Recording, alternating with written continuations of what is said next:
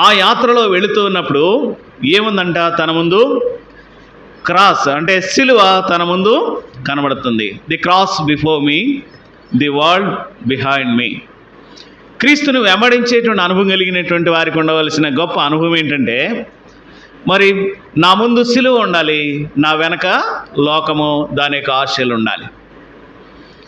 లేనట్లయితే క్రీస్తును వెంబడించినటువంటి అనుభవం కలిగినటువంటి వారము కామనమాట.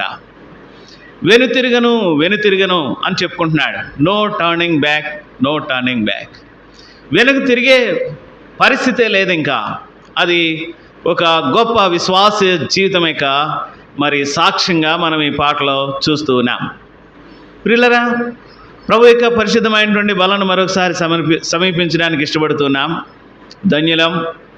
ఆయన బల దగ్గరికి వచ్చినప్పుడల్లా ఆయన శిలువ త్యాగమును జ్ఞాపకం చేసుకోకుండా ఏమని ఉండగలం?